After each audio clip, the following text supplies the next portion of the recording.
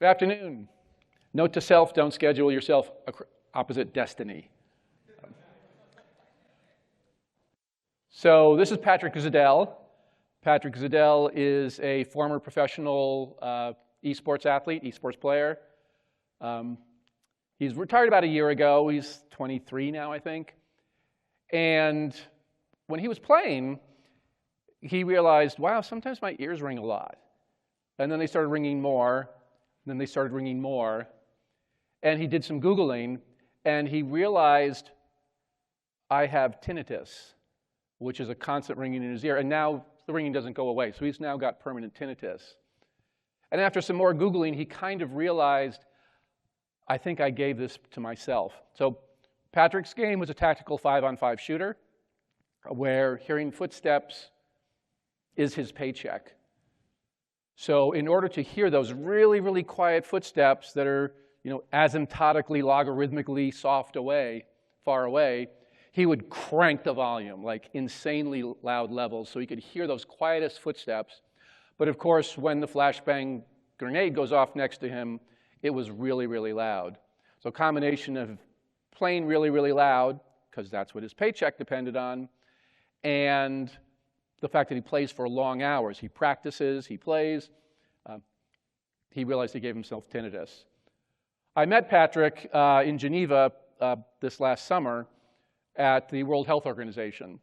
I started doing some pro bono work for them last May or June because they're very interested in video games as a potential source of hearing health problems. And they've created something called their Make Listening Safe initiative to look at hearing health for the population in general. And it's a big problem. Hearing health, the inability to hear well has all sorts of downstream health ramifications, from increased risk of Alzheimer's, depression, not to mention, of course, the fact that people are not able to enjoy the work that we all create here.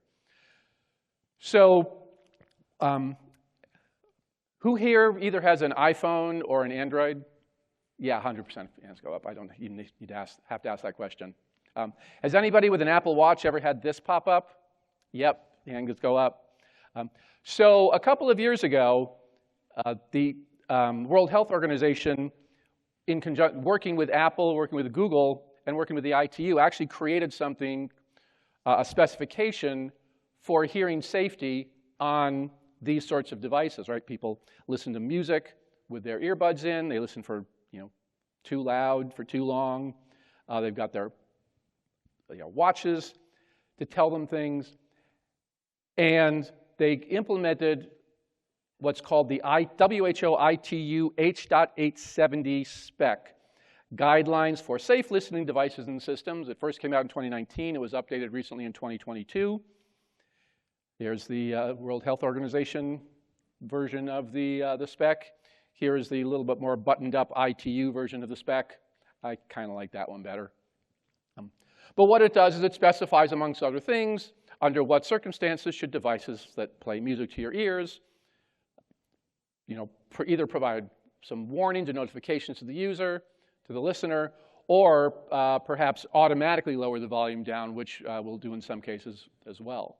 So that was a very, very successful initiative, right? They got something into devices that virtually every person carries through this WHO ITU H.870 spec, through their Make Listening Safe initiative.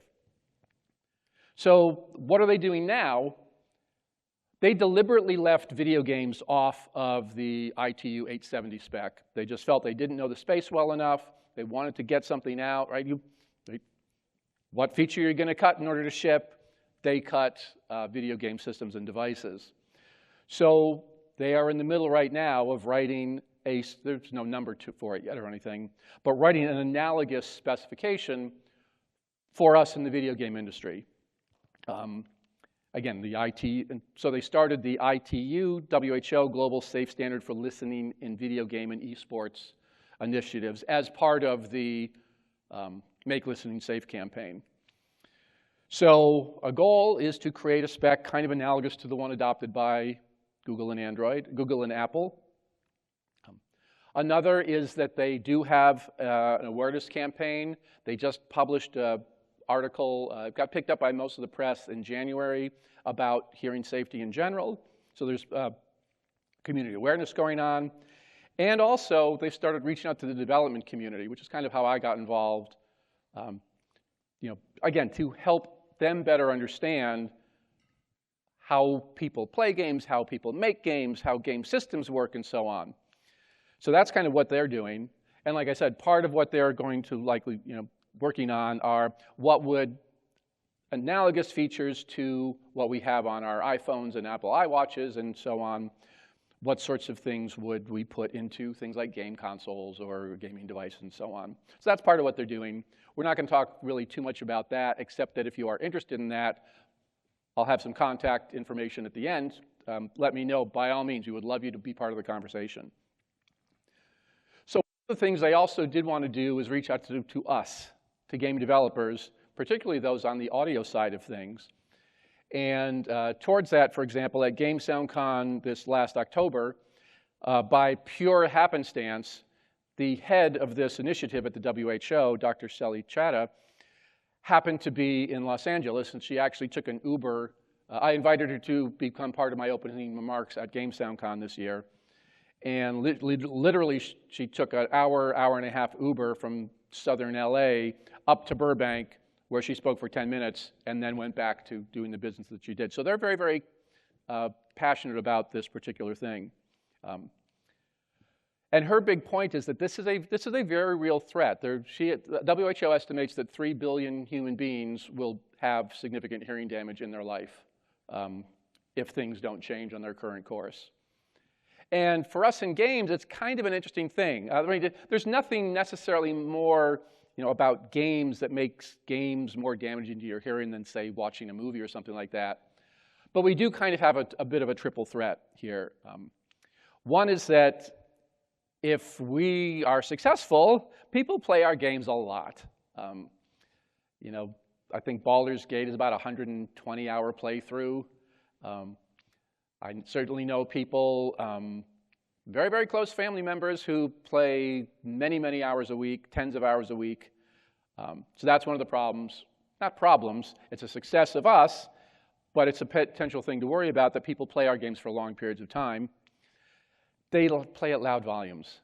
Many people play games pretty loudly, and they're playing with headphones. By the way, that's a ChatGPT image, the guy with the sound waves coming out of his ears. We got more. And studies show, and in talking with some of the publishers and so on, that about half of our customers, about half of our players play with headphones on. That's up a significant amount from a dozen years ago or so. In fact, so much so that a lot of us mix our games with headphones on as well as with speakers. I had coffee with Emily Ridgway at Valve, and she's got this wonderful tree of headphones that, because they all sound so different, she wanted to figure out, what do these different headphones sound like? What sounds sound good in them? So headphone listening is definitely a very, very big thing. To be frank, biology is going against us. It's fun to listen loud. This is another ChatGPT image. This is, make me a realistic picture of somebody rocking out loudly while playing a video game. Not super careful on how they count hands, but it turns out that there's part of our, we don't use it for hearing, but it's still part of our auditory system called the sacculus. The sacculus is in the inner ear that's particularly sensitive to low frequencies at high dB levels. Again, we don't use it for hearing, but it does sort of activate at about 90 decibels. And it's got a connection to the hypothalamus. And yeah, that's the part of the brain that deals with hunger, sex, and sort of hedonistic responses to things. So it literally is more pleasurable to us to experience loud. And anybody who's played in a band or been at a concert or loves Mahler without brasses blaring, it's just something that's really cool. So it's something that we are definitely fighting against. We kind of want to turn ourselves up to 11. This is the first meme I ever made. So for this talk here. All right. So how does this, super bit on the biology. This is what it looks like inside our ears. I'm sure we've all heard that we have hair cells in our ears. We actually have two different sets of hair cells. Those top hair cells are called the inner hair cells. Those are the only hair cells that are actually connected to nerves. So those are the ones we actually use to hear. Those bottom hair cells, those 3 rows, they're called the outer hair cells. And their job is simply to mechanically amplify sounds. We'll get to that in just a second. But it's really that top line that is the thing that changes vibrating air molecules to, transducing through the 3 bones in our inner ear, to liquid in our cochlea that wiggle these hairs. This is how we hear. And of course, if we listen for a little bit too loudly, for too long, this is what happens. In fact, the hairs stay bent over, and our body determines that they are dead, and that they don't regrow. Instead, actually, literally, like a scab forms over where they used to be, which is why there's empty space, not sort of, you don't see the dead hair cells there. So those outer hair cells are really, really important. Without our outer hair cells, this would be our limit of our hearing. So we literally would hear nothing below 60 decibels if we did not have those outer hair cells. The outer hair cells act as a nonlinear amplifier for, and this is the curve that represents the amplification. It's a mechanical amplification that the outer hair cells do that bring the level of the vibrations up to the point where our inner hair cells can actually move enough so that we detect sound. If in the audio world, this is an upward compressor. So literally, mechanically, we're providing variable gain. At very, very soft levels, we're providing lots of gain. At higher levels, our outer hair cells provide little or no extra gain. And this is why, by the way, if somebody is hard of hearing, you don't shout at them, because the upper range of their hearing is normal like anybody else. It is just that the softer sounds are not amplified up to the range where our inner hair cells can actually detect sound. So this is why hearing damage is so insidious. Right? They say an ounce of prevention is worth a pound of cure, except in our case, there's no cure. So it's kind of problematic. So the thing that you want to track if we're talking about either our own hearing health or our players' hearing health is dosage over time, right? It's like a Geiger counter. You can be exposed to so much radiation for a certain number of minutes. If you're exposed to twice as much radiation, you better be in the room half as long. And it's just like that with sound as well. And this is called the equal energy principle, right? If I listen for 4 hours at 80 decibels on Monday and 2 on Sunday, that's the same as if I had listened for 6 hours in one day. And here's an example, by the way, of some LUFS output from a couple of different games. The second one, it's a little bit more steady, very, very high levels, where the dynamic range of the first one gives a lot more opportunity for our ears sort of to breathe and so on. So the WHO and international standards have come up with what are safe listening levels? How loudly can we listen for how long in a recreational setting? There are different numbers for occupational settings, right, where there's a factory stamping machine going 24 hours a day. For recreational listening, what they have settled upon is 80 decibels A-weighted, dBA, for 40 hours a week. And every 3 decibels of increased listening level halves the amount of safe listening time. So at 86 decibels, it's not 40 hours a week that is safe, it is only 10 hours a week that is safe. And at 100 decibels, right, it's like 5 minutes, 6 minutes that is safe. So the WHO did a survey, and also a survey of literature, kind of to kick this thing off.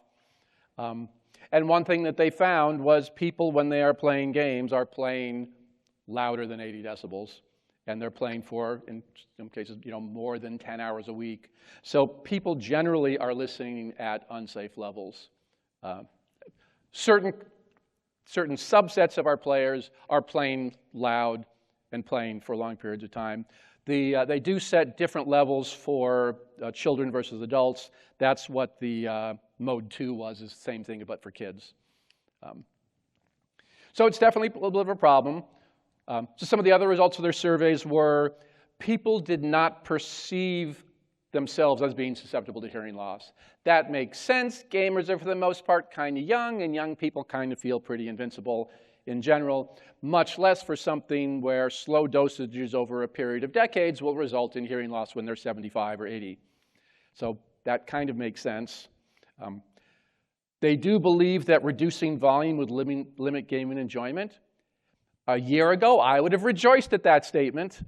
But it is something we need to keep in mind. Like I said, we're fighting against the sacculus and the fact that it's more fun to listen loud. That said, half of the respondents to this survey said that they were interested in learning more about this thing, because it's sort of like smoking. People do not want lung cancer, so they realize they shouldn't smoke. And so, yeah, I kind of want to know more about that. Yeah, this is what kind of the survey, the results there. Now, some listening habits that they have.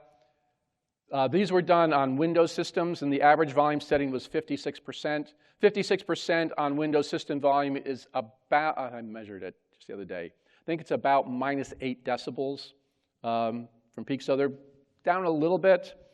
21% listen at high or very high volume settings, where high was defined as the system volume was greater than 60%, or very high, greater than 80%. So 1 in 5 people, system volumes while they're playing games are pretty loud. Of course, one thing that was kind of cool is, 3 out of 4 said they believe that sounds are either extremely or very important. That's yay us again. So that's good. But it is problematic, right? Time spent with gaming is associated with higher odds of hearing loss. That was one of the findings of the survey. People who game more tend to start to have some hearing problems. Gamers who played more frequently were more likely to game at higher volumes. So that's that double whammy of dosage, right? Time at a certain volume times the level at which you are actually listening. And 4, 5, and 10 reported having heard ringing in their ears after playing a game session at least once. So there's definitely some stuff that, some things to look at here from a safety perspective. So as game developers, are there things that we can do to make the people play the games we have? We want them to play long periods of time. We want them to hear our stuff. But are there anything we can do? And to be frank, this is an open question. This is one of the things we're trying to figure out. This is a new topic for us. Right? We haven't thought of this. Another ChatGPT image. Except I did Photoshop the Wise mastering plugin into the thought bubble there. So yeah, this is not something, I don't know about you, I had never really given this a second thought. So it's not something we had thought about, the exception being Rob Bridget, who has thought about this, of course, because Rob Bridget has thought about everything. But it does seem kind of close to some things that we have worked on. So accessibility, loudness standards. I remember being at the Fairmont talking about loudness standards at GDC. Listening environments like nighttime mode, audio customizability, advanced audio settings, these sorts of things. And again, several years ago, Sony, Microsoft kind of joined forces to help create the mixed recommendations that standard -23 LUFS we're kind of at right now. A lot of games have very cool audio options with headphone bass boosts and different kinds of customizability. Is this from God of War Ragnarok? I think it is. Yeah, of course somebody here knows that. So yeah, different levels of dynamic range, right? So that if I don't want my gunshots to be quite so loud, maybe I can play my game at a more limited dynamic range. Some devices actually do implement some of these warning features already. This is the manual from, I forgot if it's Oculus Go or Oculus Quest, but to prevent hearing loss, do not listen at high volumes. That's warning in the manual, and actually you will get a visual alert if you've been listening in this VR experience, for too loud for too long. Now, there obviously are a lot of challenges, right? The biggest is the last mile problem. It's all good for us to talk about, how we create our games and the volume levels we set. We don't know what the person's headset is, right? An 80 ohm headset versus a 30 ohm headset versus a 250 ohm headset are going to be massively, like orders of magnitude different SPL levels to the eardrums. So WHO is fully cognizant of that. There are some initiatives to try and deal with that are kind of fun for us long term, like headphones that tell you the exact SPL level that are going to the ears, which we can then do things like, Fletcher-Munson compensated listening, it's volume controls and things like that. So those are a little bit down the road. But their idea is that we can make a meaningful impact while working on a little bit longer term solution. So what we have here, or ought to have here, is sort of a call to action. The idea of this talk, it's a 30-minute talk, so it's a quick one, is just to sort of introduce the topic to the industry a little bit. We had a little bit of a panel at GameSoundCon on it, continuing it here at GDC. So part one is just, if you're interested in being part of the conversation, come join and be part of the conversation. We'd love to get your input on this topic in general. Consider hearing health in the same way you might consider accessibility or those sorts of things, where it's something maybe we can start thinking about how might we change a little bit of the way we make our games, not to diminish the content we want to make, or the emotional content we want to make, but with just something like this in mind. I think also being aware of how our players are listening to our games could be really helpful. There's a lot of we have a lot of opaque areas where we're not really quite sure what's going on. So telemetry data, audio analytics, right? Have your games report back to you, back to home base, what people's volume slider settings are at, or what their system settings at, and things like that. Play testing, trying things out to see how it affects how loudly people listen, and so on. And the kinds of telemetry data we might want to collect. Are you listening on a headphone or speakers? What options are people set? Again, this is non-intrusive stuff. This is stuff you can just get by calling APIs. USB versus analog. What's the level of chat versus game versus sound effects versus music and so on. Game volume settings, system volume settings, things like that. So another interesting call to action might be thinking about what kind of features might you want to implement in your game that could lead to a lower sound pressure level experience for the player, right? Less loudness at the headset without compromising our experiences. Loudness setups, more granular audio sliders. Back to Patrick, when he realized that he had literally damaged his hearing, he wrote a little piece of Windows software. He's a programmer too. And what this piece of Windows software did, again, the game he did was a 5-on-5 tactical shooter, which means that unless you win, there are long periods of the game where you're just spectating, right? You die, you're out of this round until the next round. And he realized, hey, when I'm spectating after I've been killed, I'm still hearing the game at this full volume. And so he simply wrote a piece of software that detects when he is dead, and it literally reached into the Windows system volume and lowered the Windows system volume by like 15 or 20 decibels. And then when his software would detect that he was no longer dead and active in the game, it would bring it back up again. So things like that might be that was something he implemented so that he could practice. Right, he can't use that kind of software in a tournament, but when he was practicing, he would use the software such that he could still get the experience, but only when he wanted it. He didn't need that high volume dose when he wasn't even active in the game. So things like that. If you are an educator, definitely call to action for you all. There's lots of areas. We could sit down and think of 15 to 20 either undergrad or master's thesis like projects, things like listening habit studies and the effects of LUF level on in-ear SPL, and what if we make our logo screens louder or softer? How does that affect how loudly people play their games? User behavior for different, all sorts of studies that kind of could be done. So if you're an educator and you have students who are interested in, hey, I might want to publish a paper that, we call this talk, how to get a paper referenced by the WHO in 3 easy steps. Just make it about hearing health in video games. I can't guarantee anything, but boy, that will be read by the WHO within days of it being published. Another call to action, be nice to your own ears. What this graph is what's called TTS, or temporary threshold shift. So when we expose ourselves to loud sounds, like I remember being 22 years old and mixing my band in the studio, and it was cranked up and it was rock and rolling, it was really fun. After loud exposure to sounds drastically changes the frequency response of our ears. So this is 115 dBA, which is pretty loud. That's a loud band at a club.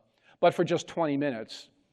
After that, you've got a 50 decibel notch at 3 kilohertz, which totally is going to screw up your mixes. And even 24 hours later, that top green one, even 24 hours later, you've still got 6 or 8 or almost 10 dB of a notch in your hearing a full 24 hours after like going to a concert. So yeah, long sound design mixing sessions, excessive levels will distort your hearing. So take care of your own hearing. I know, many mixers and so on never go anywhere without earplugs. Right. You mix, you're really loud in your mixing session. The next morning you come and listen to your mix, like, why is it so bright? Well, it's bright because while you were mixing at the end of the night, you had a giant notch in your high mids there. So if you are interested in this topic, drop me an email. This goes straight to my inbox, hearing@gamesoundcon.com. And with that, I'll open it up to any questions anybody might have. Yes, please walk up to the microphone so that the folks at home can have a chance. And we've got like 4 minutes for questions before we take it to the walk-up room. Yes? Hi. Thanks so much for putting on this presentation. I'm just curious with regards to VR headsets like the Quest 3, the in-headset speakers. It's going to be very difficult for them to produce low frequency information, and as we discussed today, or as you discussed today, gamers like to hear, or everyone likes to hear that low frequency information to make it feel good. What would be the best practice to help reduce the chances of harm from players trying to boost the volume on their headset speakers to get that sensation? Yeah, that is a great question, and my guess is, I saw Scott's cell phone out here, my guess is there is like half of a team at Meta working on that. Yeah, getting low frequencies out of small transducers is challenging, and we do want to try and make sure our systems aren't designed such that people overcompensate for not having the low end by just cranking it up really loud. There have been some attempts to work at this. One is, use of things like max-based technologies, missing fundamental phenomena and so on. But yeah, there's no perfect solution for that right now. So yeah, it's a great question, and it's a creative challenge that we need to solve. Okay, thanks a lot. Again, thank you so much for all of this information gathered in one place. I'm curious what you or the WHO might be doing with esports tournament organizers or leagues who will often put on a secondary set of headphones on top of the in-ears that a lot of the competitors are using for communications or in-game sound, in order to blast white noise or pink noise at them to mute the audience, basically. Yeah, that's a great question. If you're in an esports tournament, not only, first of all, you're probably wearing deep in-ear monitors, over the top of which you're wearing acoustically, minus 30 dB things, to which they sometimes pipe in white noise, so that the gamers don't get an advantage by listening to the shoutcasters, the announcers announcing the thing. That is definitely something the WHO is looking at trying to have some more safety standards around for players, because it's not healthy for players. Now, the only mitigating factor is that is a pretty small scenario. It does not happen in the context of numbers of human beings playing video games at loud volumes. It's a very, very small thing, but it's definitely one of the things that they're working on, and it's probably one of the reasons Patrick's hearing got as bad as it was. I think I got time for one more question before we take it up to the wrap-up room. Yes. Hi.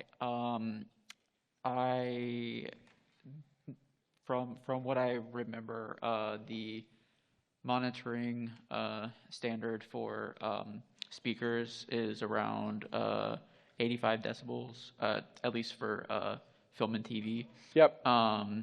And I'm not sure if there is one for headphones, but I was just wondering if, in order to protect your own hearing and make sure that your mixes are as good as possible without the effects of losing, like having that notch effect that you were talking about, would you recommend a revision to that standard and or a different behavioral change in terms of when you're mixing, like doing like a 1 hour session here and there rather than a 2 hour session? Like would spacing it out help any long-term effects during the week when you're working on a project? Yeah, it's a great question. I definitely would not go as far as tell the entire audio industry that they should change their mixing level standards. That said, taking breaks is an important part of the mixing process. Again, it gives your ears a chance to rest. The 80, so 80 decibels is the recreational. 85 is actually the occupational. So if you're working, and that said, again, when we mix to 85, that's kind of where dialogue level we want to have. It's not like you're listening to pink noise at 85 decibels for 8 hours in a mixing session, or again, you're not on a factory floor where the ambient noise level is 85 decibels and literally all day long you're listening to that. So the fact that, I suppose if you were a, heavy metal mixer that just did nothing but mix heavy metal albums 12 hours a day, that could be problematic. But yeah, just taking breaks and the natural ebb and flow of most media,